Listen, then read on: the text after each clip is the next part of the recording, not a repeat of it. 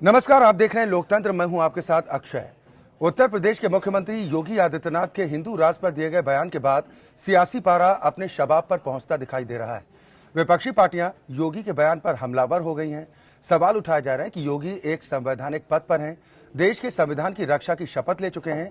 ऐसे में उनका इस तरह का बयान संविधान के खिलाफ है। कोई सवाल उठा रहा है कि अगर भारत हिंदू राष्ट्र है तो सिख, पारसी और मुस्लिम कहां जाएंगे। तो कोई इस बयान को आने वाले वक्त के लिए बेहद खतरनाक बता रहा है।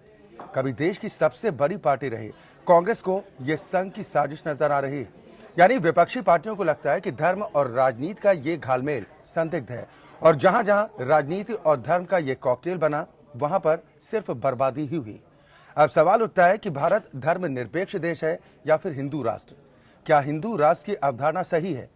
आखिर यूपी में विकास के लिए हिंदुत्व कार्ड क्यों? क्या योगी का यह बयान देश की सेकुलर छवि को धक्का देता है? और क्या इस तरह के बयान आने वाले वक्त में नकारात्मक परिणाम देने वाले साबित हो सकते हैं? आज लोकतंत्र में हम इसी पर चर्चा करेंगे।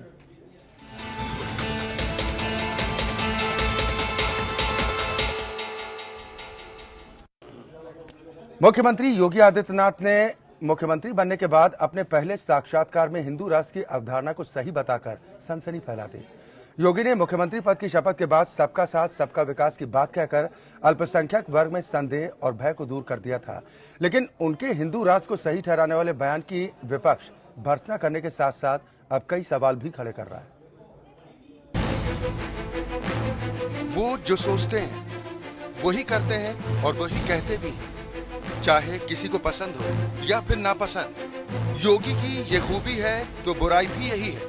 इसीलिए जब वो हिंदू राष्ट्र को सही ठहराते हैं तो विपक्ष और अल्पसंख्यकों में भय पैदा होना लाजमी है। मुझे एक बात साफ कहनी है, वो ये कि हिंदू राष्ट्र की अवधारणा कहीं गलत नहीं है।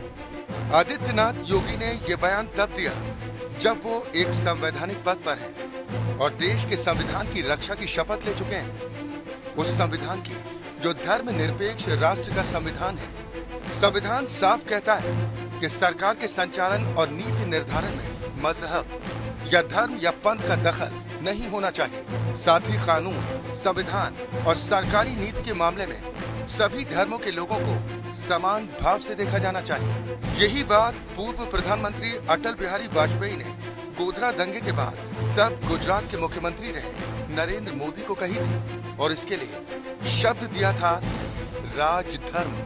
चीफ मिनिस्टर के लिए मेरा एक ही संदेश है कि वो राजधर्म का पालन करें। राजधर्म ये शब्द काफी सार्थक है, मैं उसी का पालन कर रहा हूँ। अब विपक्षी दल आदित्यनाथ योगी के इस बयान को संविधान के विरुद्ध बता रहे हैं। मायावती ने कहा है कि अगर वो हिंदू राष्ट्र बनाएंगे तो सिख, पारसी और मुसलमान कहां जाएंगे। सीपीआई के डी राजा ने भी ऐसे बयानों को आने वाले वक्त के लिए खतरनाक बताया है। कांग्रेस को इसमें राष्ट्रीय स्वयंसेवक संघ की साजिश नजर आ रही है। इनसे उम्मीद क्या किया जाए, इनसे क्या उम्मीद करें हम सेक्युलर फैब्रिक की बात, ये तो है ही नहीं।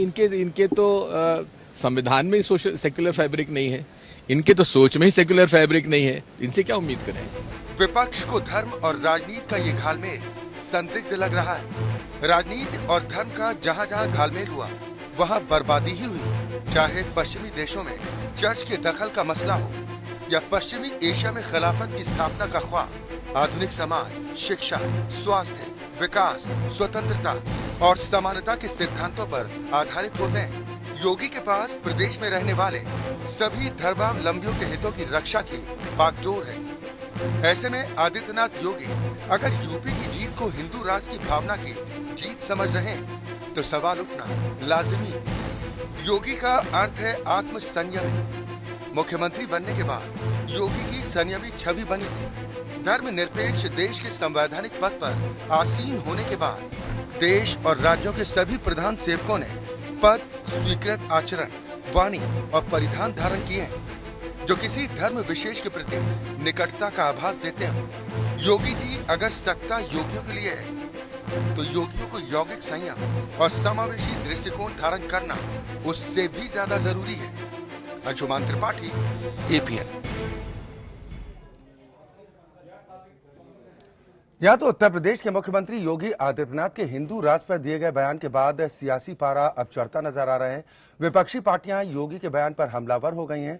सवाल उठाए जा रहे हैं कि योगी एक संवैधानिक पद पर हैं, देश के संविधान की रक्षा की शपथ ले चुके हैं। ऐसे में उनका इस तरह का बयान संविधान के खिलाफ है। कोई यह सवाल उठा रहा है कि अगर भारत हिंदू राष्ट्र है तो सिख, पारसी और मुस्लिम कहा जाएंगे, तो कोई इस बयान को आने वाले वक्त के लिए बेहद खतरनाक बता रहा है। सभी खास मेहमान हमारे साथ जुड़ गए हैं, जिनसे हम जानने की कोशिश करेंगे कि योगी का ये बयान आखिर क्या कुछ कहता है। मेरे साथ नोएडा स्टूडियो से दो खास मेहमान हैं। राजकुमार भाटी हैं, आप समाजवादी पार्टी के नेता हैं, साथ ही हिंदू धर्मगुरु एच.एस. रावत हमारे साथ इस चर्चा में शामिल हैं। लखनऊ से अतुल चंद्रा जी हैं, वरिष्ठ पत्रकार हैं, हम उनसे योगी के इस बयान के मायने समझने की कोशिश करेंगे। साथ ही कृष्णकांत पांडे हैं, आप प्रवक्ता हैं यूपी कांग्रेस। राकेश त्रिपाठी जी हैं, आप भारतीय जनता पार्टी का पक्ष रखेंगे, प्रदेश प्रवक्ता हैं। बहुत स्वागत है आप सभी मेहमानों का हमारे साथ इस कार्यक्रम में शामिल होने के लिए। सबसे पहले बीजेपी पर ही इस पर मैं रिएक्शन चाहूंगा। त्रिपाठी जी, हिंदू राष्ट्र की ये अवधारणा कितनी सही है? देखिए अक्षय जी, अगर हिंदू राष्ट्र को समझना है तो मुझे लगता है साहित्य के देश, राज्य और राष्ट्र, इन तीनों शब्दों के मायने साथ में समझने पड़ेंगे। राष्ट्र एक सांस्कृतिक अवधारणा है, सांस्कृतिक इकाई है। और जब हम हिंदू राष्ट्र की बात करते हैं तो हिंदू राष्ट्र का मतलब कि सिंधु नदी की इस घाटी की सभ्यता के साथ पली बड़ी वो संस्कृति जो बाद में हिंदवी संस्कृति कहलाई, जिसके आसपास रहने वाले लोग हिंदू कहलाए, उस संस्कृति से है, भारत की मूल आत्मा से है, भारत की सनातन संस्कृति से है, जिसमें वसुधैव कुटुंबकम की भावना है, जिस भावना को ही सबका साथ सबका विकास के रूप में केंद्र की सरकार लेकर के चल रही है। इसलिए हिंदू राष्ट्र के अर्थ को जिस तरह से बहुजन समाज पार्टी समझती है या अन्य राजनीतिक दल समझते हैं, ये मुझे लगता है ये एक उथला चिंतन है। हिंदू राष्ट्र का अर्थ गहरे अर्थों में निकाला जाना चाहिए। हिंदू का अर्थ केवल धर्म आधार पर देखना ये ठीक नहीं है, मत आधार पर, पंथ आधार पर देखना ये ठीक नहीं है। हिंदुत्व की व्याख्या सुप्रीम कोर्ट ने पहले भी की है। हिंदुत्व एक जीवन पद्धति है, जो हिंदुस्तान, जो भारत में रहने वाले निवासी इस जीवन पद्धति को मानने वाले हैं। इसलिए हिंदू राष्ट्र शब्द पर किसी प्रकार की कोई आपत्ति नहीं होनी चाहिए। हिंदू राष्ट्र एक सांस्कृतिक अवधारणा है और इसी अवधारणा को फिर उन्होंने दोबारा कहने का काम किया है। और ये अवधारणा, सनातन अवधारणा को भारतीय जनता पार्टी और उसके तमाम जो वैचारिक अधिष्ठान है उसमें हम हमेशा इसको स्वीकार करते रहे। कृष्णकांत पांडे जी, आप लोग सवाल क्यों उठा रहे हैं? अच्छा जी, भारतीय जनता पार्टी हिंदू राष्ट्र की बात अपने उठाती रही हो, चाहे जैसे भी अपने भीतर समझती रही हो, लेकिन उत्तर प्रदेश के मुख्यमंत्री ने संविधान के तहत उन्होंने शपथ लिया है। वह आरएसएस के तहत शपथ ना लिए है, ना भारतीय जनता पार्टी के संविधान के तहत शपथ लिए है। हिंदुस्तान या देश है, देश के संविधान के तहत उन्होंने शपथ लिया है। और संविधान लोकतंत्र में यह व्याख्या करता है कि हिंदू राष्ट्र, ये कह रहे हैं कि सुप्रीम कोर्ट ने कहा है कि हिंदू राष्ट्र एक जीवन पद्धति है। हम कहते हैं पश्चिम में चले ये मुसलमान राष्ट्र एक जीवन पद्धति हो जाएगी, केरल में ईसाई राष्ट्र एक जीवन पद्धति हो जाएगी, तो क्या देश इस जीवन पद्धति से चलेगा? हिंदू राष्ट्र की अवधारणा का मतलब है कि उत्तर प्रदेश के मुख्यमंत्री अपने मूल एजेंडे पर भारतीय जनता पार्टी आ गई। देश के प्रधानमंत्री हो, चाहे उत्तर प्रदेश के मुख्यमंत्री हो या आरएसएस के संघ की विचारधारा पर चलने वाले लोग हैं, इनकी कोई दूसरी विचारधारा नहीं है। चूंकि बहुमत की इनकी सरकार है, तो केंद्र से लेकर उत्तर प्रदेश तक तो इन्हें लग रहा है कि हम एक बार इस देश को हिंदू राष्ट्र बनाने में कामयाब होंगे। इस देश में जितना हक हिंदू का है, उतना हक मुसलमान का है, उतना सिख ईसाई सबका हक है। और इनकी जो यह गलत धारणा है, अपनी गलत धारणा को अंत में आज उजागर ही कर दिए। हालांकि आज इनके मुख्यमंत्री बने 18वां दिन ही है, और 18 दिन में ही महाभारत के 18वें दिन की तरह से इन्होंने जिस तरह से उजागर किया है, यह निंदनीय है, घोर निंदनीय है। और यह शपथ के विरुद्ध है, जो शपथ इन्होंने लिया है उसके विरुद्ध है। भाटी, आपकी पार्टी का इस पर रिएक्शन योगी के बयान पर? नहीं, देखिए बयान तो गलत है ही है, संविधान का उल्लंघन है, संविधान की मर्यादा का उल्लंघन है, जो संविधान की शपथ ली है उसका उल्लंघन है। लेकिन मैं तो ये कहना चाहता हूं कि किसी ने कहा कि सिख, पारसी और मुसलमान कहां जाएंगे। हिंदू राष्ट्र अगर बनता है भारत, तो सबसे ज्यादा तो दिक्कत होगी हिंदुओं के 90% उस वर्ग को जिसे ये शूद्र कहते हैं। हिंदू धर्म ग्रंथों में तो शूद्रों को ना तो शिक्षा अध्ययन का, वेद अध्ययन का अधिकार है, ना वो शिक्षा प्राप्त कर सकते हैं, ना वो नए कपड़े पहन सकते हैं, ना वो पक्के मकानों में। कुछ है क्या? संविधान की बात थोड़ी कर रहे हैं। फैला रहे हैं भाई। मैं कह रहा हूँ हिंदू धर्म में। राजकुमार भाटी जी, आप राजनीतिक व्यक्ति है, राजनीतिक बात करिए भाई। अच्छा, आप ये धार्मिक विश्लेषण ये कैसे हिंदू करने राष्ट्र लगे? राजनीतिक आप बात है कौन क्या? से वेद ठीक पढ़े है हैं त्रिपाठी आपने? जी, हिंदू मैं राष्ट्र आपके क्या साथ- राजनीतिक कौन सा बात वेद है? पढ़ा की बात पूरी कीजिए। अरे देखिए, भाई, ये राजकुमार लोग भाटी जी, इन्हें किस थोड़ा वेद से सा उद्धृत कर बहुमत रहे क्या हैं? मिल गया ये है? ऋग्वेद, ये सामवेद, लोग- यजुर्वेद, अथर्ववेद, कौन से वेद से उद्धृत कर रहे हैं? अरे आप बात आपने सुनेंगे कौन सा या नहीं? उपनिषद उद्धृत ठीक है, कर रहे सारे हैं? वेद मैंने आपके पढ़े पास हैं, आऊंगा, इससे त्रिपाठी ज्यादा जी वेद रखिएगा। आपने नहीं पढ़े होंगे। त्रिपाठी जी मैं आपके पास सारे आऊंगा। वेद मैंने पढ़े हैं, मैंने रामचरितमानस और महाभारत भी पढ़ी है, मनुस्मृति भी पढ़ी है। कहें तो सुना दूं। अरे भाई, आपको यही सारी तो पढ़ी वेद है और मैंने। आप रामचरितमानस में अंतर अनपढ़ नहीं लोगों समझ को पा रहे धक्का हैं। लेते हो। आप हिंदू रामचरितमानस राष्ट्र और के वेद नाम में पे अंतर नहीं समझ पा रहे हैं। कुमार जी, मैं समझ रहा हूँ अनपढ़ आपने गवार ठीक है, लोगों को आप धक्का समझ लेते रहे हो। हो, अनुरोध है। कितना अध्ययन अब किया है, ये समझ में आ रहा बताइए, है। पहले ये बताइए राकेश कि अगर त्रिपाठी हिंदू जी, राष्ट्र बनेगा राजकुमार भारत, भाटी जी, एक तो मिनट क्या रुक वोट जाइए। पड़ेंगे या नहीं पड़ेंगे? एक मिनट रुक फिर जाइए। तो राजा का बेटा राजा होगा। राजकुमार भाटी जी, सबसे पहले आप सभी मेहमानों से इस बात का निवेदन है कि अपनी बारी आने पर अपना अपना पक्ष रखें ताकि इस बहस का कुछ सार्थक परिणाम निकले। अब अपनी बात पूरी कीजिए राजकुमार। मैं मैं आपके पास अपनी आऊंगा। बात रख रावत जी मैं आपके पास आऊंगा। सबकी सुनते हैं देखिए, मान लो, तो यहाँ कुछ लोग रावत जी, अभी आपका नंबर आएगा। कि उनको सुनना बड़ा मुश्किल होगा। नहीं, मैं आपके पास रावत जी, आऊंगा। आपका नंबर आएगा। मैं आपके पास आऊंगा, तब आप अपनी बात संविधान रखिएगा। की वो देश राजकुमार के भाटी अपनी बात प्रधानमंत्री पूरी नहीं है, कीजिए। उत्तर प्रदेश के देखिए, ठीक है, मुख्यमंत्री इस देश हैं। का- उन्होंने इस देश की देश बात का की है। सबसे बड़ा उन्होंने धर्म है उत्तर प्रदेश के लोकतंत्र। संविधान के मर्यादा का कोई उल्लंघन नहीं किया। रावत जी, पहले आपका तो नंबर आपको आएगा, प्रवक्ता को आपका बताना नंबर चाहता आएगा, हूं। आप तब अपना व्याख्यान रावत जी, मैं देना। आपके दूसरी पास चीज आऊंगा। आपने कहा इस चारों देश वेद का पढ़े, सबसे आपने चारों पहले वेद इधर अगर सुन पढ़े थे, लीजिए। चारों वेदों के आप मुझे अलग अलग वेद के चारों के मुझे बता दो कितने ऋग्वेद में कितने मंत्र हैं, यजुर्वेद में कितने, सामवेद में कितने हैं और यजुर्वेद में कितने, आप बता दीजिए आपने पढ़े तो। नहीं है सर। मैं आपसे पूछूं, रावत आपके जी, सिर पर राजकुमार बाल कितने, भाटी तो जी, आप मैं कहूंगा आप अपने आप को जानते ही नहीं हो। हाँ, हाँ, मैं भाटी बता जी। दूंगा। मेरे सिर पे बाल है राजकुमार 3 भाटी करोड़ जी, 66 लाख। मजबूरन बस आप लोगों की आवाज झूठ बंद करानी बोलना, पड़ेगी। झूठ रावत बोलने का जी, क्या मतलब है? रावत जी, वेदों में लिखे, अगर वेदों में पढ़े मैं तो अपनी मुझे बात बताओ पूरी जी। कर लूं। देख लो 3 करोड़ 66 लाख है। लखनऊ का रुख करते हैं अतुल चंद्रा जी, मैं आपके पास आता हूँ। इस तरह नहीं, बहस का मैं कोई मतलब आधी नहीं है। मिनट जरूर राजकुमार भाटी जी, चाहूंगा, 15 पहले- सेकंड जरूर चाहूंगा। पहले अक्षय जी, बहस की मर्यादा बनी मेरी रहे। बात बीच में रावत रह जी,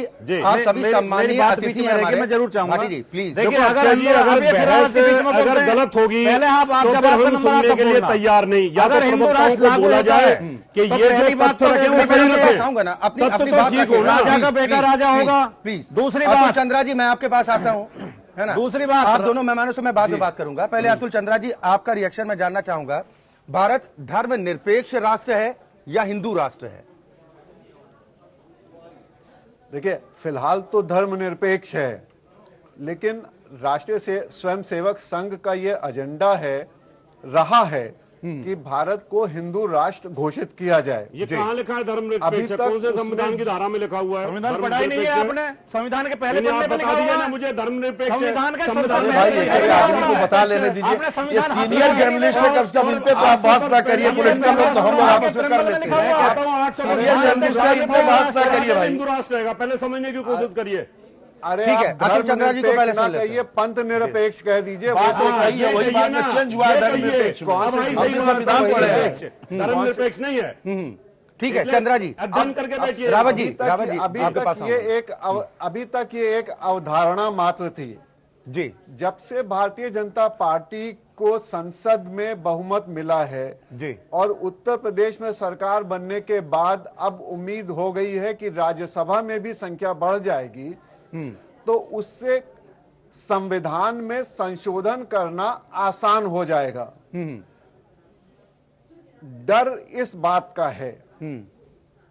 आदित्यनाथ योगी जी ने जो कहा है वो बहुत ही अंग्रेजी में शब्द है इनॉक्युअस स्टेटमेंट है। अपनी तरफ से उन्होंने ये कहा कि उनको इस अवधारणा में कुछ गलत नहीं लगता है, लेकिन इससे जो जुड़े हुए प्रश्न हैं जी, वो गंभीर हैं और उनके परिणाम दूरगामी होंगे।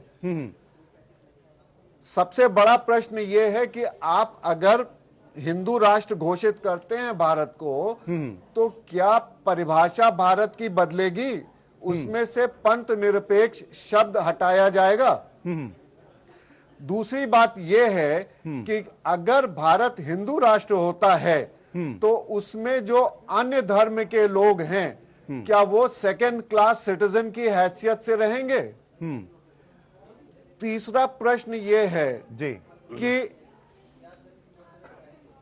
हिंदू राष्ट्र मनुस्मृति के आधार पर चलेगा अब मुझे बोलना पड़ेगा। या मुझे या जो कानून ठीक है, है मैं आपके उस पास ही हिसाब आऊं। से चलेगा। जी जी ठीक चंद्रा है? जी,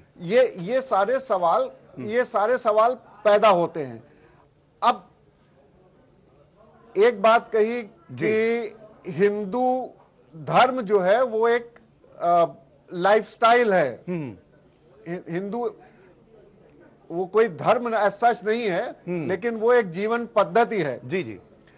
अब वो जीवन पद्धति को कौन डिफाइन करेगा, और उस जीवन पद्धति में भी कोई कुछ संशोधन होंगे जी जो सबको फॉलो करने पड़ेंगे। तो ये बहुत सारे सवाल इससे खड़े ठीक होते है। हैं। इन्हीं सवालों का जवाब हम तलाशने की कोशिश कर रहे हैं कि अगर इस तरह के बयान सामने आते हैं तो आने वाले वक्त में किस तरह के परिणाम इसके हो सकते हैं। रावत जी इस पर कुछ रिएक्ट करना चाह रहे थे। रावत जी अब आप अपनी बात पर अक्षय जी रखिए। ये बताना चाहता हूं, कभी हमारे पत्रकार साहब बोल रहे थे कि कैसे डिफाइन करेंगे इसको। देखिए अभी 47 में पाकिस्तान बना, वहां पर हिंदू भी रहते हैं, उनका क्या हालत है वहां पर, वो इस्लामिक राष्ट्र बन गया। यहूदी है जो इजराइल है वो यहूदी राष्ट्र बन गया। जिस देश की संस्कृति और जिस देश की सभ्यता और जिस देश का धर्म होता है उसके आधार पर राजनीतिक संविधान बनता है। इसलिए जितने भी इस्लामिक कंट्रीज हैं या जितने भी हमारे ईसाई वाले कंट्रीज हैं, उन सबकी अगर स्थिति देखी जाए या बौद्ध वाले कंट्रीज हैं, वहां उनकी संस्कृति, उनकी सभ्यता, उनके आचरण और उसके आधार पर वहां की राजनीति का संविधान तैयार होता है। हिंदुस्तान में क्यों नहीं हो सकता? 800 वर्ष पहले हिंदुस्तान में पूरा हिंदू राष्ट्र था, यहाँ पर यहाँ दूसरे थे ही नहीं, ईसाई भी यहाँ पर नहीं थे। संविधान तो अगर आपने तो वेद पढ़े, आप उठा करके देख लो कुरान कब लिखे गए, नहीं आप देख लीजिए जाकर के। रावत जी आपकी बात पर चंद्रा जी कुछ रिएक्ट करना चाह रहे हैं, उनका सवाल भी ले लीजिए, जवाब तो कम से कम जिम्मेदारी बनती है ना। चंद्रा जी देखिए अक्षय जी रावत जी ने बहुत अच्छे उदाहरण दिए हैं जिससे आपको ये समझ में आ जाएगा कि डर जो है वो कितना जायज है। इन्होंने इजराइल का उदाहरण दिया और पाकिस्तान का उदाहरण दिया, ठीक है। दोनों जगह, एक जगह फिलिस्तीनी जो है वो सेकेंड क्लास सिटीजन्स हैं और दूसरी जगह हिंदूज और बाकी माइनॉरिटीज जो हैं उनका स्टेटस निम्न है मुसलमानों के कंपैरिजन में। जी जी। तो क्या वही अवधारणा यहाँ पर आएगी? बिल्कुल यही सवाल तो हम उठा रहे हैं। रावत जी अब इस पर जवाब देखिए, दीजिए। ये अवधारणा नहीं आएगी। जिस देश में, जिस प्रांत में, जिस गांव में जो मेजोरिटी होती है उसके आधार पर वहां के बायलॉज, वहां के नियम तैयार किए जाते हैं। अगर कोई गांव ठाकुर बाहुल है तो उसको ठाकुरों का ही बोला जाता है। अगर ब्राह्मण बोला जाता है और अगर भाटियों का तो उसको भाटी बोला जाता है उस बेल्ट को। अगर हिंदुस्तान में हिंदू की मेजोरिटी है तो उनकी भावना को इस बात का जवाब दीजिए। इस बात का जवाब दीजिए। विश्वास है कि नहीं संविधान क्या कहता है? देश संविधान से चलेगा। संविधान की दुहाई देने वाले कांग्रेसी मेरे भाइयों, आपसे मैं पूछना चाहता हूं, आपने संविधान की कौन सी इज्जत रखी हुई है? आपने सरवालो केस के अंदर संविधान की धज्जी उड़ा करके उससे कानून को बदल दिया, सुप्रीम कोर्ट की इज्जत तार तार कर दिया आपने। आप कानून की दुहाई देते हो। अभी सुप्रीम कोर्ट ने 3 तलाक के ऊपर फैसला दिया, उस समय कोर्ट की धज्जियां उड़ गई। आप क्या कर रहे हो? आप कानून की बात करते हो। 3 तलाक से आपसे क्या मतलब है रावत जी? आपसे क्या लेना देना? देश की तरह रहना। अगर हिंदू के मुद्दे पर रहते हैं, कृष्णकांत पांडे जी की बात बता रहे हो, जिस जगह ज्यादा लोग रावत जी अपनी बारी का कृष्णकांत जी मैं आपके पास आऊंगा। राकेश त्रिपाठी जी, अतुल चंद्रा जी ने जो सवाल उठाए हैं उन सवालों का जवाब दीजिए। मैं एक एक करके तीनों प्रश्नों का जवाब दे देता हूं। संक्षेप में। अतुल चंद्रा जी ने पहला प्रश्न उठाया कि संविधान में पंथ निरपेक्षता शब्द का क्या होगा। मुझे लगता है कि दर्शक इस बात को भली भांति जानते हैं कि 1976 में जब इंदिरा गांधी जी देश की प्रधानमंत्री थी तो 42वां संविधान संशोधन कांग्रेस की सरकार ने करके संविधान के प्रियम्बल में पंथ निरपेक्षता और समाजवादी शब्द जोड़ा था। पंथ निरपेक्षता शब्द अपने आप में एक नकारात्मक शब्द है। आप सर्वपंथ सापेक्षता अगर बात करते तो बात ठीक है। अगर संविधान के अनुच्छेद 25 को आप देखें, अनुच्छेद 26 को देखें, अनुच्छेद 27 को देखें, केंद्र में भी आपकी सरकार है, ये तीनों अनुच्छेद प्रदेश में तो इस बात को बहुत साफ बता देते हैं। अक्षय जी बात पूरी कर लेने दीजिए, बीच में बिना टोका टाकी के गंभीर बातों का जवाब देते समय बीच में इंटरप्ट करेंगे तो बात। अरे आदरणीय ये भी तो बता दीजिए। देखिए आप लोग पावर में हैं तो क्या आप लोग करेंगे? अगर संविधान में संशोधन हुआ तो त्रिपाठी जी क्या आपकी पार्टी करेगी? सवाल नहीं पूछेंगे हम। देखिए कोई भी संविधान में अक्षय जी टीवी की डिबेट में नहीं होता है। अक्षय जी सर आप सवाल उठा देंगे, आप सवाल उठा देंगे संविधान का। जब आप जिम्मेदारी पर हैं एक व्यापक तब हम आपसे सवाल नहीं पूछे। हम किसी तानाशाही के आधार पर नहीं करते हैं। हम तानाशाही के आधार पर नहीं करते हैं। इस पर व्यापक विचार विमर्श होगा और अगर आवश्यकता होगी तो जरूर होगा। लेकिन एक बात बहुत स्पष्टता से कह रहा हूं, पंथ निरपेक्ष शब्द नकारात्मक शब्द है। पंथ निरपेक्ष शब्द श्रीमती इंदिरा गांधी जी के प्रधानमंत्रित्व काल में संविधान संशोधन के द्वारा जोड़ा गया है। दूसरी बात जो कही आपने कि हिंदू शब्द से क्या दोयम दर्जे के लोग हो जाएंगे, मुस्लिम, सिख और क्रिश्चियन ये क्या दोयम दर्जे के हो जाएंगे? सवाल ही नहीं उठता। हिंदुत्व संस्कृति की अवधारणा को समझिए। सर्वे भवन्तु सुखिनः, सर्वे सन्तु निरामयः, सर्वे भद्राणि पश्यन्तु मा कश्चित् दुर्भाग् भवेत्। ये संस्कृति जो सबके साथ सबका विकास लेकर चलने वाली संस्कृति है, जो वसुधैव कुटुंबकम लेकर चलने वाली संस्कृति, उम्मीद कैसे करें? त्रिपाठी जी, ये बात ये एक लेख है, जरा लेख का भी जिक्र कर देता हूं ना। समझते हैं त्रिपाठी जी, हिंदुत्व को समझने वाले लोग, हिंदुत्व को समझने वाले लोग अगर इस पर बात करें तब इसके लिए आप कोई कैंपेन चलाइएगा, वरना अगर हिंदुत्व को टीवी डिबेट में पूजा पद्धति हम जो के सवाल आधार पर पूछा है मानने उसका वाले जवाब लोग। दे दीजिए। त्रिपाठी जी, ये जो लेख है योगी आदित्यनाथ जी की वेबसाइट पर है, ठीक है? अब भले ही ये उन्होंने लिखा या उनकी वेबसाइट में है तो उनकी मर्जी से ही होगा ना सर। इसमें जो कह रहे हैं, सवाल उठा रहे हैं कि आतंकवाद से मुस्लिमों को क्यों ना जोड़ा जाए। ये सबका साथ सबका विकास तो बिल्कुल ठीक कहा है, उसमें क्या है? ये सबका साथ सबका विकास है। योगी जी ने ठीक कहा है, मुसलमानों का आतंकवाद रावत जी, मैं आपके पास आऊंगा, अगर जवाब प्रश्न देने पूरे हो दीजिए। जाएंगे तो मुझे रिस्पॉन्ड करने का समय दीजिए। हाँ सर, अच्छा जी, अगर प्रश्न पूरा हो जाएगा तो मैं रिस्पॉन्ड कर देता हूं। जी बिल्कुल। पहली बात तो मुझे नहीं मालूम कि आप कौन सी वेबसाइट का हवाला दे रहे हैं। दूसरी, सर ऑफिशियल वेबसाइट वेबसाइट है योगी आदित्यनाथ की, जो अब उत्तर प्रदेश के मुख्यमंत्री हैं। आप भी सर्च कर सकते हैं। एक बात बहुत स्पष्ट है, एक बात बहुत स्पष्ट है जी। देखिए कि कोई पूरी कम्युनिटी, कोई पूरी जाति किसी व्यक्ति के आधार पर विक्टिम नहीं मानी जा सकती है। भारतीय जनता पार्टी का बहुत स्पष्ट स्टैंड है। कभी भी भारतीय जनता पार्टी ने यह नहीं कहा कि सभी मुसलमान आतंकवादी हैं, सवाल ही नहीं उठता। हम इस बात की पूरी तरह से मजम्मत करते हैं, इस बात की निंदा करते हैं। नहीं तो वेबसाइट से हटवा दीजिए ना। बातों का जिक्र योगी जी की वेबसाइट पर जो है उनसे हटवाइए। अब तो संवैधानिक पद पर है सर, अब तो बच नहीं पाएंगे ना इस तरह से। वेबसाइट आधिकारिक है या नहीं है? वेबसाइट आधिकारिक आज अभी बताया गया कि सोशल मीडिया पर यह भी चल रहा है। वेबसाइट फर्जी है। सोशल मीडिया पर सोशल मीडिया की बात मत कीजिए, पान की दुकान है, कोई कुछ भी कहकर चले जाता है। त्रिपाठी जी, उस पर नहीं, लेकिन जो वेबसाइट भी सोशल मीडिया है, वेबसाइट भी सोशल मीडिया है। उत्तर प्रदेश सरकार की किसी वेबसाइट पर है क्या सर? योगी जी से पूछेंगे क्या? है क्या सर योगी जी से पूछेंगे क्या कि बिल्कुल, वेबसाइट पर अगर ये लेख आपके हैं तो ये क्यों है? पूछेंगे आप जरूर, निश्चित, बिल्कुल आप पूछ लीजिएगा। आप मुख्यमंत्री जी के साथ आपके जहां संवाददाता जाते हैं पत्रकार वार्ता में, जरूर उनसे पूछ लें कि वेबसाइट आपकी है कि नहीं है। फिलहाल भाजपा के प्रवक्ता के नाते मैं कह रहा हूं ऐसी कोई आधिकारिक वेबसाइट नहीं है जिस पर इस प्रकार के तथ्य जिसको आप उद्धृत कर रहे हैं। चलिए ठीक है, पार्टी के ठीक है। कृष्णकांत जी मैं आपके पास आता हूं, बिल्कुल स्पष्ट कर रहा हूं। ठीक है कृष्णकांत जी मैं आपके पास आता हूं। अच्छा जी, आतंकी घोषित। अच्छा जी, उत्तर प्रदेश में विकास के लिए हिंदुत्व कार्ड क्यों? सवाल ये है। आप तो विकास की बात कर रहे हैं, सबका साथ सबका विकास की बात कर रहे हैं। अच्छा ये हिंदुत्व का कार्ड क्यों?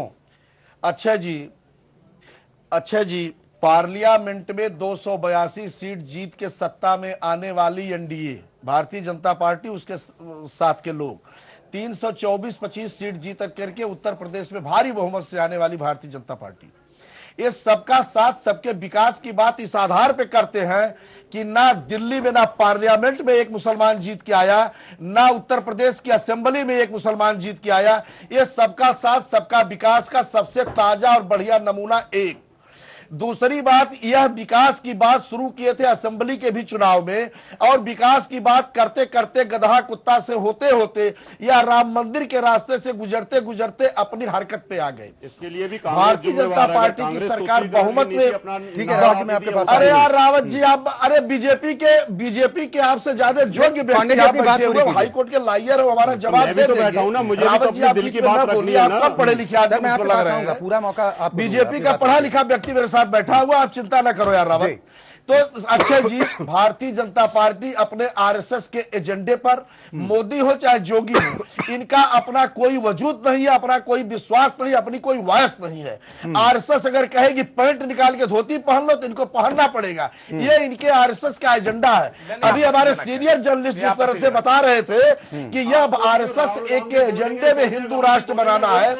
125 करोड़ जनता का हिंदुस्तान, जिसके संविधान के तहत ये शपथ लेते हैं, और उस संविधान की मर्यादा का इनको ज्ञान नहीं है, इनको ध्यान नहीं है। जिस तरह से हिंदू राष्ट्र की बात प्रदेश का 22 करोड़ जनता का मुखिया अगर कर रहा है, तो यह उत्तर प्रदेश और देश के लिए आज का दिन बड़ा ही शर्मनाक, निंदनीय और बड़े ही समझिए काला अक्षरों में लिखा जाने वाला आज का दिन होगा। चलिए ठीक है, अब्दुल हमीद नोमानी साहब भी हमारे साथ जुड़ गए हैं। आप इस्लामिक मामलों के जानकार हैं।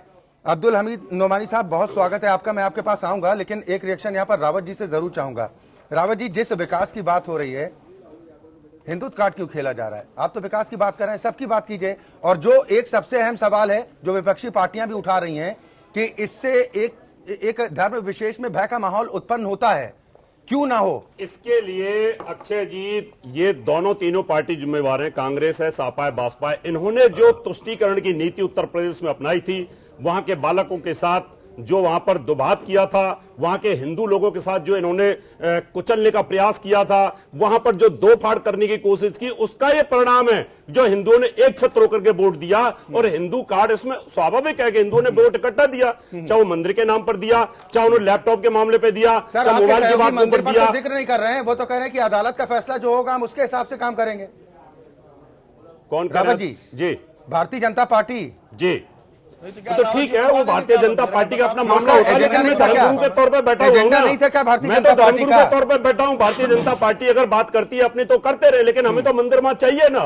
तो हम तो मंदिर की बात करेंगे, हम तो हिंदू धर्म की बात करेंगे। हिंदू धर्म के साथ जो इन पार्टियों ने अत्याचार किया है उसको बचाने की बात करेंगे। नहीं रावत जी, कैसे करेंगे? क्या संविधान के खिलाफ जाकर करेंगे? नहीं, संविधान के खिलाफ तो क्या, जहां मेजोरिटी होती है संविधान को मानना पड़ेगा। सुप्रीम कोर्ट को आस्था की बात को रखना पड़ेगा। जब सुप्रीम कोर्ट अगर मुसलमानों की बात को रख सकती है, जिनकी सरकार है सुप्रीम कोर्ट मुसलमानों के लिए अगर, अरे सर सुन तो लीजिए रावत जी, राकेश त्रिपाठी जी बैठे हुए हैं जी, आपकी सहयोगी पार्टी से ताल्लुक रखते हैं, सरकारें भी हैं, केंद्र में भी, राज्य में भी। अच्छे जी, उनसे हामी भरवाइए कि हम मंदिर का निर्माण करवाने जा रहे हैं, जन्मभूमि से जुड़ा हुआ हूं और मैं मंदिर की तरफ से और हिंदू की तरफ से पक्ष रख रहा हूं। पार्टी की तरफ से पक्ष रखने के लिए त्रिपाठी जी हैं। क्यों सर? एजेंडे में तो होता था त्रिपाठी जी, एजेंडे से हट गया क्या राम मंदिर का मुद्दा? एजेंडे से हटा है ना, विश्व आस्था का मसला है। हमने बार बार स्पष्ट किया है, अक्षय जी इसको दोहराने की जरूरत नहीं है। मीडिया इस पर बार बार खेल करना चाहती है, बहुत स्पष्ट है। हमने राम जन्मभूमि आंदोलन के समय से साफ साफ कहा है कि करोड़ों करोड़ हिंदू जो हिंदुस्तान में रहते हैं और हिंदुस्तान के बाहर रहते हैं, उनकी आस्था का केंद्र है राम जन्मभूमि पर राम मंदिर का निर्माण होना चाहिए। भारतीय जनता पार्टी का मामला श्रद्धा का मामला है। नहीं, आपने कहा था कि हम जब मेजोरिटी में आ जाएंगे तब राम मंदिर का निर्माण होगा। सुब्रमण्यम स्वामी जैसे आपकी पार्टी के नेता वो तो तारीख तक डिसाइड कर देते हैं कि किस महीने में मंदिर का निर्माण शुरू होगा। अब आप कह रहे हैं कि हम संविधान के आदेशों का पालन करेंगे।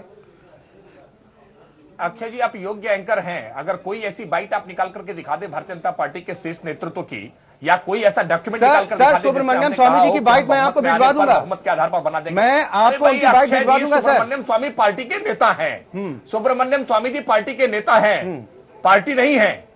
पार्टी का अध्यक्ष, पार्टी के महासचिव, मतलब कोई नेता बयान देता है, अगर उसके पार्टी की मुश्किलें होती है तो व्यक्तिगत बयान, एक व्यवस्था है, वरना पार्टी का बयान अगर विरोध नहीं होता है। व्यवस्था पार्टी संगठन की बनाई जाती है, बयान को मैं सपोर्ट कर रहा हूं, उन्होंने बिल्कुल ठीक है। बहुत स्पष्ट भारतीय जनता पार्टी ने अपने सभी चुनावी संकल्प पत्रों में बहुत साफ साफ लिखा है, संवैधानिक उपबंधों के दायरे में राम मंदिर निर्माण के मार्ग प्रशस्त हो, इसके लिए हम प्रयास करेंगे। तो सर रावत जी तो ताल ठोक रहे हैं, मंदिर का निर्माण तो हम करने जा रहे हैं। आप भी ताल ठोक रहे हैं, मैं भी ताल ठोक रहा हूं। अगर ये और रावत जी को संविधान का ज्ञान कम है, इसलिए पार्टी का अपना एक मैनिफेस्टो है, अपना काम करने का तरीका है। पार्टी सभी अपने तरीके से काम करती है, लेकिन मैं एक हिंदू धर्मगुरु, मेरी भावनाएं मंदिर के साथ है, सुब्रमण्यम स्वामी साहब की भावनाएं साथ है, तोगड़िया साहब की भावनाएं, हम लोग उससे जुड़े हुए हैं। हमें तो मंदिर चाहिए वहां, चाहे संविधान में संशोधन करके दे और चाहे सुप्रीम कोर्ट दे दे, हमें तो चाहिए ना वहां पर, हमारी भावना है। अब वो त्रिपाठी जी बोलेंगे अपनी पार्टी लाइन के साथ ही बोलेंगे ना, वो तो हाँ नहीं, तो आप लोग इंतजार अरे तो आप चंद्रमा मांगेंगे तो आपको चंद्रमा मिल जाएगा। रावत जी, मैं आपके पास आता हूँ,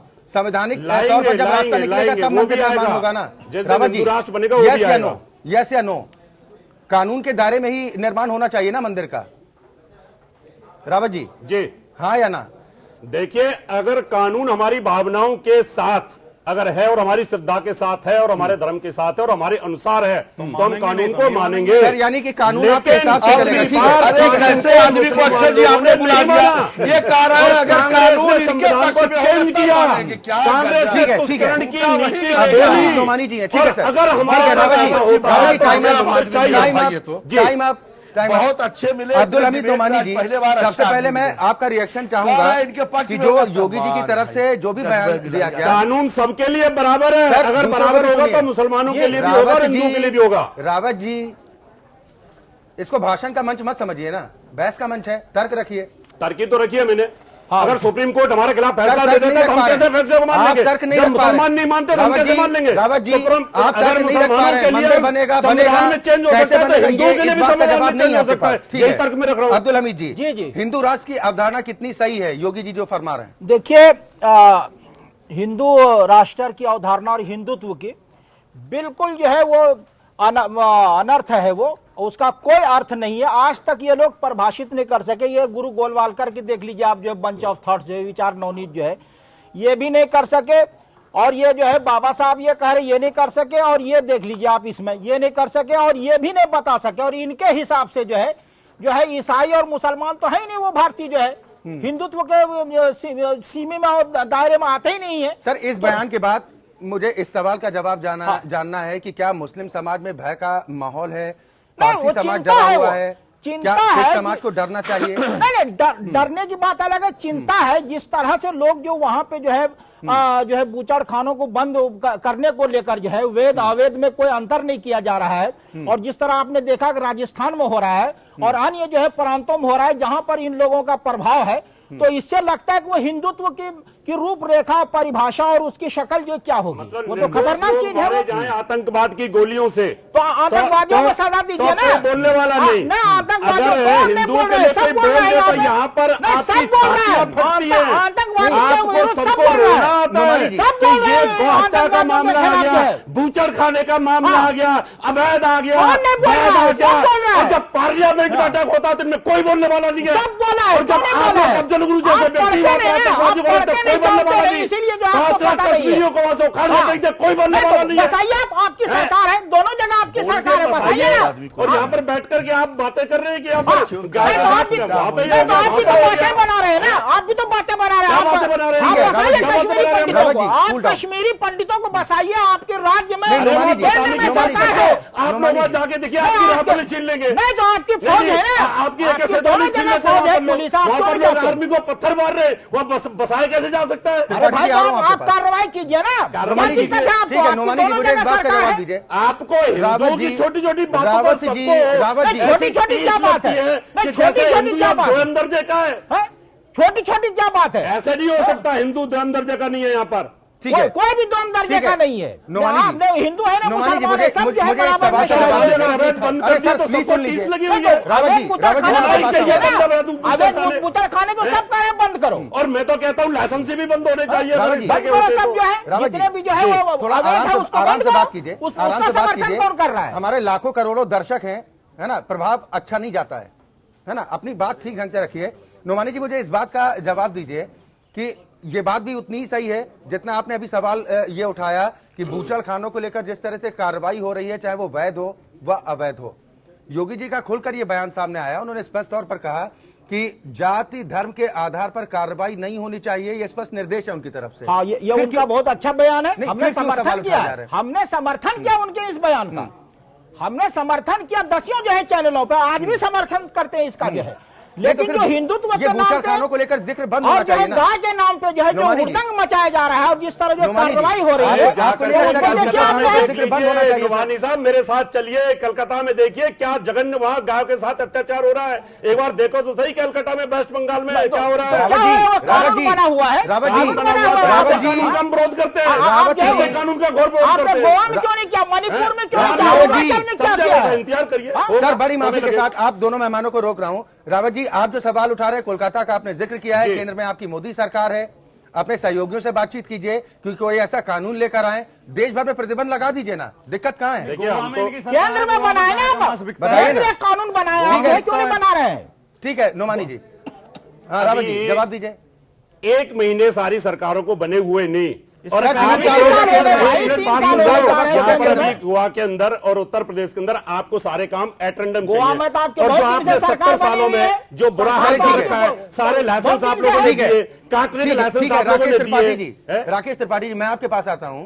हालांकि धर्म गुरु हैं, लेकिन राजनीतिक प्रवक्ता के तौर पर अपना पक्ष रावत जी यहां पर रख रहे हैं, जिम्मेदारी आपकी बनती है। क्या इतनी हिम्मत जुटाएगी सरकार? कानून लाएंगे आप लोग? देखिए एक बात मैं पहले स्पष्ट कर देता हूं कि अब्दुल हमीद नोमानी भी हमारे हैं और एचएस रावत भी हमारे हैं। आप इसमें क्लासिफाई मत करिए पहली बात तो कि कोई धर्म के आधार पर भाजपा सर ये का हम है, कर रहे हैं और कोई क्लासिफाई, धर्म के आधार पर क्लासिफाई तो भाजपा का रावत जी नहीं कर है। रहे हैं। नहीं बिल्कुल आप अक्षय जी आपके वर्जन में कई बार आ रहा है कि आपकी सरकार है, नोमानी साहब की सरकार नहीं है क्या? उत्तर प्रदेश की सरकार और देश की सरकार नोमानी साहब की सरकार भी। सर अगर यकीन कहीं खत्म हो रहा है, अगर यकीन हो रहा है, अगर यकीन किसी का जुड़ रहा है तो सवाल पूछेंगे अक्षय सर। साहब, अक्षय जी, त्रिपाठी जी नहीं, आप बता दीजिए हम आपसे क्या सवाल पूछें। आप जिम्मेदार पत्रकार हैं सर, आप जिम्मेदार उसी पत्रकार हैं, जिम्मेदारी से जिम्मेदारी बोल की रहा बात हूं। करिए। त्रिपाठी जी उसी जिम्मेदारी से बोल रहा हूं। अब्दुल हमीद अब आप साहब तय के नाम करेंगे में जो क्या कि मैं आपसे क्या सवाल करूं? अब्दुल हमीद, अरे भाई आप सुनेंगे तो आप प्रश्न पूछेंगे, केवल जवाब नहीं सुनेंगे क्या? तो जवाब आप प्रश्न दीजिए ना। पूछ लीजिए, उसके बाद जवाब देने का समय दीजिए। रावत जी और वरना फिर जवाब कर रहे हैं, लगातार तो बोलिए जवाब आप। दीजिए उस पर। फिर कानून प्रवक्ता को बनाएंगे अपने क्या? बांधनाक बिठा रखा है। सर कानून अरे बनाएंगे भाई क्या? अब्दुल हमीद नोमानी ने जो बातें कही है उन नोमानी साहब की बातों का जवाब देने दीजिए पहले। अब्दुल हमीद नोमानी साहब के नाम में जो अब्दुल हमीद है ना, इस अब्दुल हमीद शब्द की नाम की बहुत हम लोग सम्मान करते हैं। अशफाकुल्लाह साहब का सम्मान करते हैं, हम रहीम का सम्मान करते हैं, एपीजे अब्दुल कलाम साहब का सम्मान करते हैं। ये कतई ये तो भय का माहौल जो सपा बसपा कांग्रेस बनाती रही है वो कतई भय का माहौल ना बनाया जाए, समाज को वर्गीकृत करने का कोई प्रयास न किया जाए। हमने जब हिंदुत्व की बात की तो हिंदुत्व की बात को आप केवल पूजा पंथ से मत जोड़िए, पूजा पद्धति से मत जोड़िए, सुप्रीम कोर्ट के उस बृहदर आदेश को भी पढ़ लीजिए साथ में, और भारतीय संस्कृति की अवधारणा को समझने का प्रयास करिए। त्रिपाठी जी आपके साथ बैठे सहयोगी हैं, आपके भले ही विपक्ष में हैं, ये चंद्रकांत पांडे जी को समझाइए, राजकुमार भाटी को समझाइए। नोमानी साहब ने जो कहा ना कि उन्हें चिंता हो रही है, उन्हें चिंता हो रही है, कोई चिंता नहीं हो रही है मौलाना। आप जैसे लोग कौम को बरगलाने का काम करते हैं, और यही कारण है कि इस्लाम को में आपने लोगों को बरगला करके अब तक पिछड़ा रखा है। चिंता हो रही है ना, योगी जी जो अब लोग बरगलाने से आपके बरगलाने से बहकने को तैयार नहीं है। उत्तर प्रदेश का ये प्रचंड जनमत ये स्थापित करता है कि आपके ये बहकाने के तमाम जो इरादे थे ये नेस्तनाबूद हो गए। नहीं तो कौन बहका रहा है ये भी बता दीजिए ना। इसका जनमत त्रिपाठी जी ये राजनीतिक शक्तियां हैं, राजनीतिक शक्तियां जो हमारी विपक्षी शक्तियां हैं, वो चाहे समाजवादी पार्टी हो चाहे ठीक है, समाजवादी पार्टी कुछ कहना चाह रही है, राजकुमार भाटी है हमारे साथ। ये सभी लोग पंथ के आधार पर विभाजन करना चाहते हैं। ठीक है, भाटी जी कुछ कहना चाह रहे हैं, उस पर जवाब भी आप ही से मांग रहे हैं। मैं तो दो तीन गंभीर बातें कहना चाहता हूं और बीच में मेरी बात सुनी भी नहीं गई, आपने मुझे एक बार भी मौका नहीं दिया। नहीं सर, नंबर एक तो मोदी जी ने, योगी जी ने जो बयान दिया वो हिंदुत्व पे नहीं दिया, हिंदू राष्ट्र पे दिया, नंबर एक। नंबर दो, ये देश ना तो कभी हिंदू राष्ट्र था और ना कभी हिंदू राष्ट्र बन पाएगा, क्योंकि हिंदू राष्ट्र जो हिंदू राष्ट्र अगर ये बनेगा तो फिर देश में वोट नहीं पड़ेंगे, फिर राजा का बेटा राजा होगा। अगर ये हिंदू राष्ट्र बनेगा तो फिर यहाँ शूद्रों को जो 90% है हिंदू आबादी का, शूद्रों को ना मंदिर में घुसने का अधिकार होगा, ना स्कूल में जाने का अधिकार होगा, ना सरकारी नौकरी उन्हें मिलेगी। राजा होगा क्षत्रिय और उसके मंत्री होंगे ब्राह्मण। ये हिंदू राष्ट्रों, हिंदू ग्रंथों में सब में लिखा हुआ है। तो ये जो अभी कह रहे थे कि डरने की जरूरत है, नौमानी जी से आप पूछ रहे थे, नौमानी जी को कोई डरने की जरूरत नहीं है। किसी हिंदू ग्रंथ में दूसरे धर्म के लिए कोई बात नहीं लिखी हुई है। हिंदू धर्म ग्रंथों में सारे अपने ही लोगों के खिलाफ लिखा हुआ है। शूद्रों को पशु से भी नीचे का दर्जा दिया गया है, उन्हें पशु के बराबर भी नहीं समझा गया। पशु तो घुस सकते हैं मंदिर में, लेकिन शुद्ध नहीं घुस सकते। तो ये जो हिंदू राष्ट्र है, ये जो हिंदू राष्ट्र है, जिम्मेदार चैनल है, जिम्मेदार चैनल किसी धर्म के वेदों पर इस प्रकार के आरोप लगाने की अनुमति मत दे। ये बेहद आपत्तिजनक है, बेहद आपत्तिजनक है। चंद्रा जी का राजकुमार भाटी की बात बेहद आपत्तिजनक है। एक यहाँ पर रिएक्शन, रावत जी प्लीज, रावत जी, नोमानी जी मैं आपके पास भी आऊंगा, नोमानी जी मैं आपके पास आऊंगा सर, मैं आपके पास आऊंगा। एक रिएक्शन अतुल चंद्रा जी का मैं इस पर जरूर लूंगा। आज की चर्चा में बड़ा दिलचस्प ये है कि धर्मगुरु राजनीति की भाषा बोल रहे हैं और जो राजनीतिक पार्टियों से ताल्लुक रखते हैं वो धर्म गुरुओं वाली भाषा का इस्तेमाल करें, ये बड़ा दिलचस्प है। चंद्रा जी, धर्म गुरु तो पहले राजनीति चलाते थे। चंद्रा जी, चंद्रा जी, ठीक है भाटी जी, इंतजार कीजिए। धर्म गुरुओं ने ही तो राजा दशरथ को चलाना सिखाया था।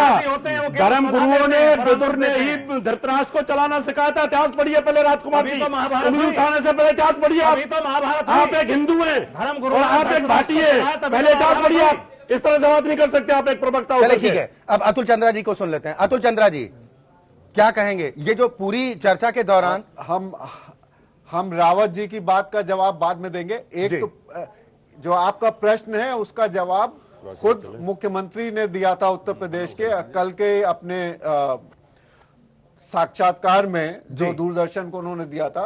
उन्होंने कहा था कि अभी तक भोगी राजा हुए हैं या मुख्यमंत्री और प्रधानमंत्री हुए हैं जी, अब पहली बार योगी बने हैं। तो अगर आपको ये लग रहा है कि धर्म गुरु दूसरी भाषा बोल रहे हैं और बाकी राजनीतिक लोग जो हैं वो अलग भाषा बोल रहे हैं, तो उसमें कोई आश्चर्य की बात नहीं है जी। क्योंकि अब ऐसे ही सारी चीजें उलटफेर होंगी।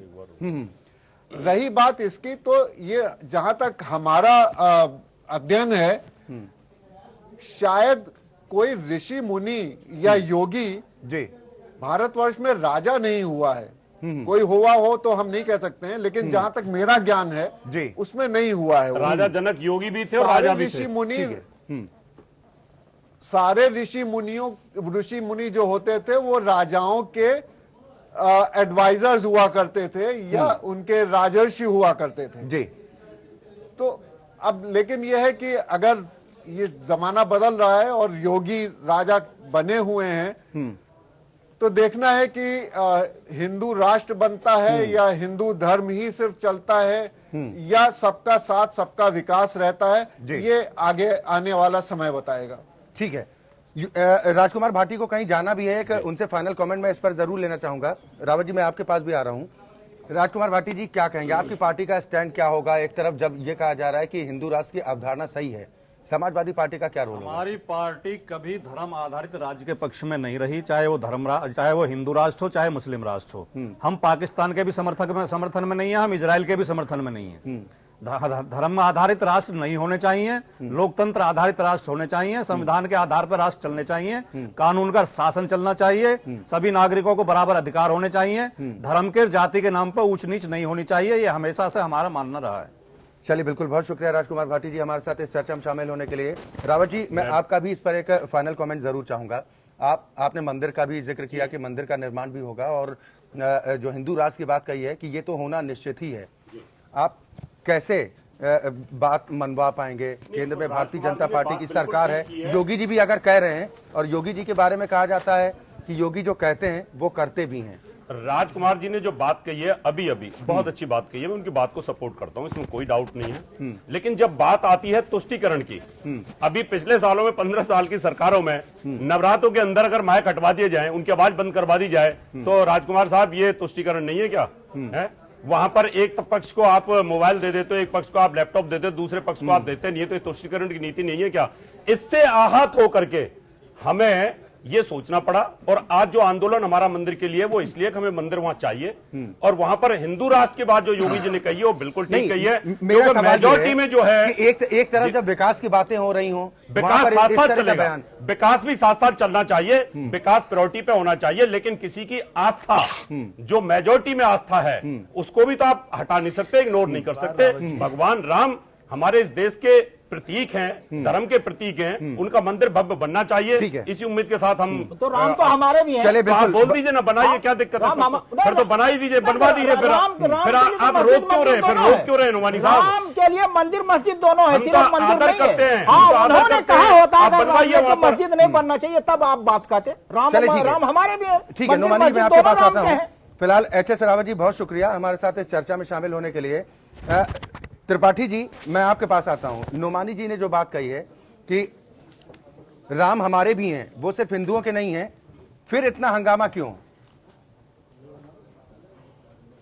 देखिए, नोमानी जी की इस बात का हम बहुत स्वागत करते हैं कि नोमानी जी ने इस बात को कहा, और वास्तविकता भी यही है कि राम मर्यादा पुरुषोत्तम राम है और राम प्रेरणा पुरुष है, और राम इस देश की संस्कृति का आधार है। इसलिए राम को केवल जो है किसी दायरे में बांधना ये बिल्कुल ठीक नहीं है। मैंने पहले ही कहा कि भारत में नहीं बल्कि भारत के बाहर निवास करने वाले, और हिंदू बात से शब्द से मैं बार बार कह रहा हूं, हिंदू शब्द से आप केवल पूजा पद्धति को आप एड्रेस मत करिए। हिंदुत्व जीवन पद्धति है। सुप्रीम कोर्ट के आदेश ने इसको बृहत्तर रूप में विस्तार से समझाया है। मुझे लगता है सुप्रीम कोर्ट के उस आदेश के प्रति को सबको पढ़ लेना चाहिए। और राष्ट्र शब्द मैंने जो सबसे पहले शुरू में कहा कि राष्ट्र, देश और राज्य ये तीन तरह की इकाइयां हैं। देश भौगोलिक इकाई है, राज्य राजनीतिक इकाई है, और राष्ट्र सांस्कृतिक सांस्कृतिक इकाई है। अगर हिंदू राष्ट्र उन्होंने एक सांस्कृतिक राष्ट्रवाद की अवधारणा के आधार पर कहा है तो मुझे लगता है कि इसको उसी अर्थों में समझा जाना चाहिए। उथले ढंग से आप इसको समझेंगे और हिंदू मुस्लिम सिख ईसाई में बांट करके देखने लगेंगे तो मुझे लगता है कि आप योगी जी के उस वक्तव्य के साथ न्याय नहीं करेंगे।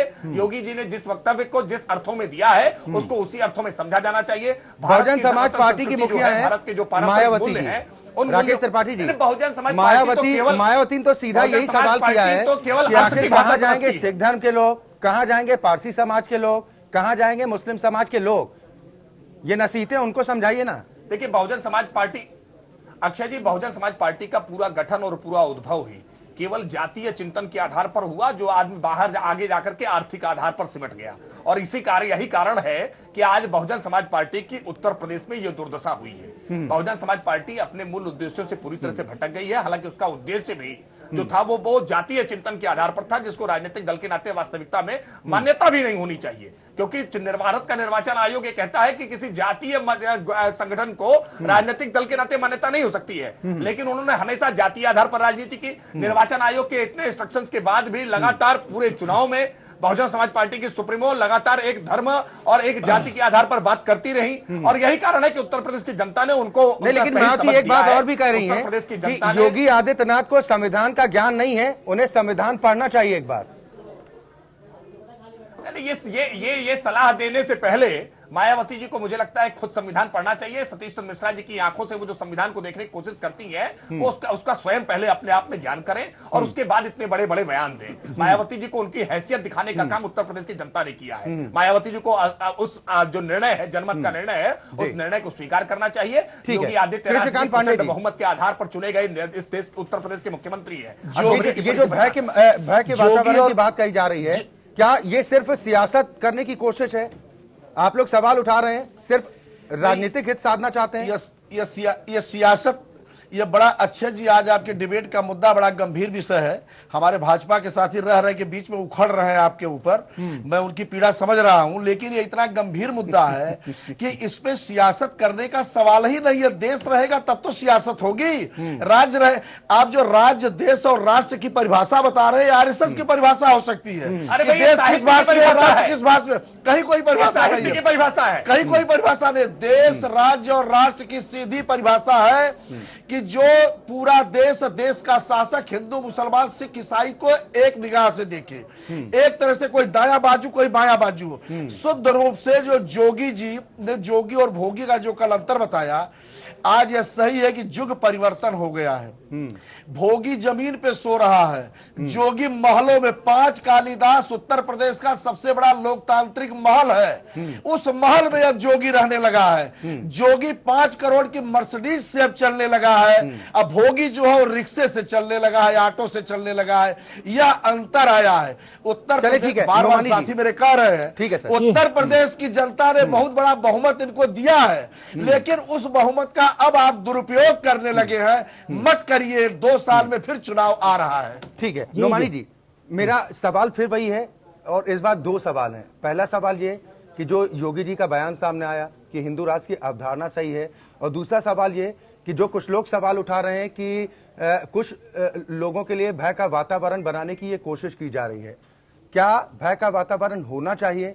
क्या योगी जी के बयान को जिस तरीके से कहा जा रहा है, क्या उसके मायने यही निकाले जाने चाहिए जो विपक्षी पार्टियां निकाल? देखिए, भय का जो है वातावरण नहीं है, यह जो है बिल्कुल गलत है। लेकिन यह है कि कुछ जो तत्व जो है हो सकता है कि वो और ऐसा लगता है कि वो ऐसे लोग जो है, जब भी कोई सत्ता में कोई पार्टी आती है तो ऐसे लोग उसके साथ हो जाते हैं। तो ये पार्टी का आदमी जो है वो भारतीय जनता पार्टी का आदमी ऐसे नहीं कि उसके हैं वो, या जो है कि जो आरएसएस के हो, लेकिन यह है कि उसमें मिल जाते हैं वो। अब जो है वो जो वैध रूप से जो है वो दुकान है, लेकिन जाके जबरदस्ती बंद करा रहे हैं तो कुछ लोगों से। लेकिन योगी जी ने जो कहा कि ऐसे लोगों के खिलाफ जो कार्रवाई की जाए, तो अभी तक जो जितनी उनकी बातें आई है वो सब जो है न्याय संगत है और जो है वो भय मुक्त है, बिल्कुल उसमें भय की जो है कोई बात नहीं है। लेकिन जो है हिंदू राष्ट्र की जो उन्होंने अवधारणा की है, ये मेरी किताब है 300 जो है पेज की, ये मैंने लिखी है हिंदुत्व पे जो है। तो मैंने जो स्टडी किया है, इसको ये लोग आज तक परिभाषित नहीं कर सके हैं कि अगर जो है संविधान के अनुरूप अगर आप जो है वो देश को या राज्य को चलाते हैं तो हिंदू राष्ट्र में इससे अलग कैसे होगा? अगर न्याय संगत कोई बात हो रही है तो इससे जो है वो हिंदू राष्ट्र में कोई अलग होगा, और अगर इससे अलग होगा तो वो कैसे होगा? ये जो है आज तक ये गुरु गोलवालकर भी ये भी आज तक परिभाषित नहीं कर सके, रूपरेखा को और इसकी शक्ल को, हैत को नहीं बता पाए कि वो होगा कैसे और उसमें कौन कौन लोग जो शामिल होंगे। अब जैसे ये सावरकर की किताब है हिंदुत्व जो है, इन्होंने ईसाइयों और मुसलमानों को बाहर कर दिया है राष्ट्र की परिधि से जो है। तो ये जो दिक्कतें हैं कि आप पुरानी जो है आप जो तारीफ कर रहे हो, परिभाषित कर रहे हैं जो परिभाषा को, उसमें लाएंगे या आपकी कोई और अलग जो है नई परिभाषा है जिसमें जो आप सबको साथ लेके वाजिब सवाल है। असर के राकेश विकास त्रिपाठी के जी लिए इसका ये रिस्पॉन्स करना है। कीजिए, परिभाषा सुन साथ ही लीजिए। फाइनल कमेंट भी अब्दुल आपका। हमीद नोमानी साहब एक लाइन में परिभाषा सुन लीजिए, आपने बहुत बड़े नाम लिए हैं। भारत भूमि पर जन्मा हुआ व्यक्ति भारत के प्रति भक्ति का भाव रखे, यही राष्ट्र है, यही हिंदू राष्ट्र है।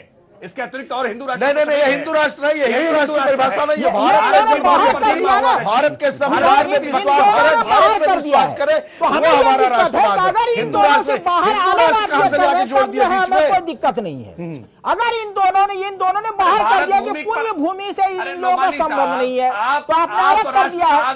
तो अगर आप इन दोनों से बाहर है, सावरकर और गुरु गोलवालकर से, तब तो कोई दिक्कत नहीं है कि न्याय संगत और सबके साथ जो है आप जो है न्याय करेंगे और सबका विकास होगा, तो फिर दिक्कत नहीं है। त्रिपाठी जी बड़े संक्षेप में रिस्पॉन्ड कीजिए, अब वक्त इससे ज्यादा नहीं है। देखिए, मुझे लगता है कि हिंदू राष्ट्र शब्द के मायने गलत निकालने के प्रयास किए जा रहे हैं और राजनीतिक दल अपने वोट बैंक पॉलिटिक्स के तहत इसका गलत मतलब निकालने की कोशिश करते हैं। मैंने पहले स्पष्ट किया कि भारतीय सांस्कृतिक मूल्यों के नाते अगर कहा जाता है हिंदू राष्ट्र, तो उसमें कहीं कोई दो राय नहीं, उसमें कोई गलत नहीं है। और सुप्रीम कोर्ट ने स्वयं हिंदुत्व को परिभाषित किया है। हिंदू एक जीवन पद्धति है। मैंने पहले ही कहा कि भारत भूमि में जन्मा हुआ, लेकिन सुप्रीम कोर्ट के फैसले में यह भी तो लिखा है ना कि इसको बताना कि वो हिंदुत्व क्या है। चलिए ठीक है, एक फाइनल चंद्रा जी हिंदू है, वो ईसाई भी हिंदू है, वो सिख भी हिंदू है। तो परिभाषित कैसे करेंगे सर? यही तो सवाल उठा रहे हैं नोमानी साहब का, यही तो सवाल है कि परिभाषित कैसे करेंगे। हाँ, ये गुरु गोलवालकर जी का मैंने बता दिया, वो समझना चाहते हो तो अलग बात है। मैंने इससे सरल भाषा में कह नहीं सकता। बहुत मुश्किल है। भारत की भूमि पर पैदा हुआ व्यक्ति जो भारत के स्वाभिमान के साथ जुड़ता है, भारत ठीक है अतुल चंद्रा जी फाइनल रिएक्शन इस पूरी बहस का सार आप क्या कहते हैं? ठीक है नोमानी साहब, त्रिपाठी जी अब वक्त इससे ज्यादा इजाजत नहीं दे रहा है। चंद्रा साहब, इससे पूरी डिबेट का सार क्या कुछ निकलता देख रहे हैं आप?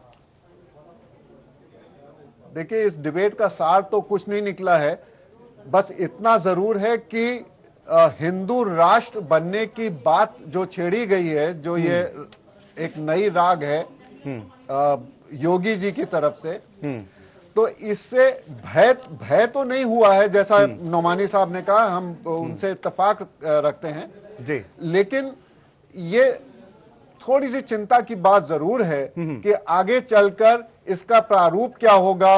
सर, क्या वो जो अटल बिहारी वाजपेयी जी ने एक राजधर्म की याद दिलाई थी तत्कालीन मुख्यमंत्री और वर्तमान प्रधानमंत्री जी को, क्या उसका ध्यान रखना चाहिए? ठीक है त्रिपाठी जी, अब वक्त इजाजत नहीं दे रहा। अतुल चंद्रा जी, बस मैं अटल जी की कुछ पंक्तियां और पढ़ देता हूं। मैं मेरा हिंदू तनमन, हिंदू जीवन, रग रग हिंदू मेरा परिचय, मैं तो समष्टि के लिए व्यष्टि का कर सकता हूं। उन्होंने अपने बारे में बताया, संवैधानिक पद पर राजधर्म का पाठ पढ़ाया था। चंद्रा जी, क्या पढ़ना चाहिए राजधर्म का? इसीलिए मैंने बता दिया, उन्हें अटल बिहारी वाजपेयी ने कहा। ठीक है सर, ठीक है बहुत शुक्रिया, चाहिए। बहुत शुक्रिया त्रिपाठी जी आपका भी, अतुल चंद्रा जी, कृष्णकांत पांडे जी आपका भी बहुत शुक्रिया, नोमानी साहब आपका भी बहुत शुक्रिया हमारे साथ इस चर्चा में शामिल होने के लिए। तो सवाल इसी बात को लेकर उठ रहे हैं कि संवैधानिक पद पर बैठा हुआ एक व्यक्ति अगर इस तरह का बयान देता है तो इस बयान के क्या कुछ मायने निकाले जाने चाहिए, वो भी उस दिशा में जब एक तरफ बात होती हो सबका साथ सबका विकास, दूसरी तरफ इस तरह के बयान आते हैं। ये बयान आने वाले वक्त में क्या कुछ संदेश दे सकते हैं? लोकतंत्र में आज के लिए बस इतना ही।